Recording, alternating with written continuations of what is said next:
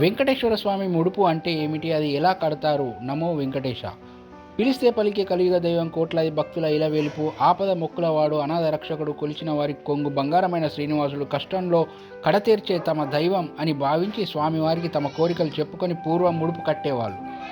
ఎటువంటి సమస్యలకు ఈ ముడుపులు కట్టాలి అంటే, వివాహం కోసం, వ్యాపార వృద్ధి కోసం, పిల్లల కోసం, ఉద్యోగం కోసం, ప్రమోషన్ కోసం, ఇల్లు కానీ స్థలం కానీ కొనడం అమ్మడం కోసం, ఉద్యోగం పొందడం కోసం, అనారోగ్యంతో ఉన్నవారికి బాగవ్వాలి అని, పంట నష్టం కలగకుండా చేతికి రావాలి అని, ఆటంకంగా ఉన్న నిర్మాణం పూర్తి కావాలని, ఇటువంటి సమస్యలను ఉన్నవారు ఆ శ్రీనివాసునికి ముడుపు కడతారు. ముడుపు ఎలా కట్టాలి?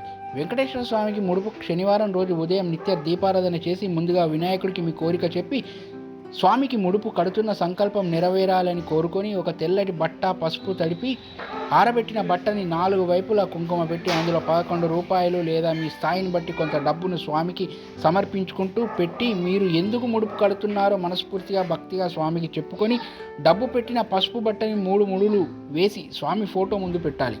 కోరిక తీరాక ముడుపుతో ధర్మానంగా వరుస్తాను అని ముందే మాట ఇవ్వాలి. వెంకటేశ్వర స్వామి అష్టోత్తరం గోవిందనామాలు చదువుకొని స్వామికి హారతి ఇచ్చాక ముడుపుకి కూడా హారతి ఇచ్చి ఆ ముడుపు మీ పని అయ్యే వరకు స్వామి ముందే ఉండాలి. కోరిక తీరాక ఆ ముడుపు తీసుకొని తిరుమలకు దర్శనంకి వెళ్ళి ముడుపుతో పాటు కొద్దిగా వడ్డీ కూడా కలిపి హుండీలో వేయాలి. ఇది భక్తిగా నమ్మకంగా చేసిన వారికి వారి కోరిక నెరవేరుతుందని చెప్పబడుతుంది. Thank you.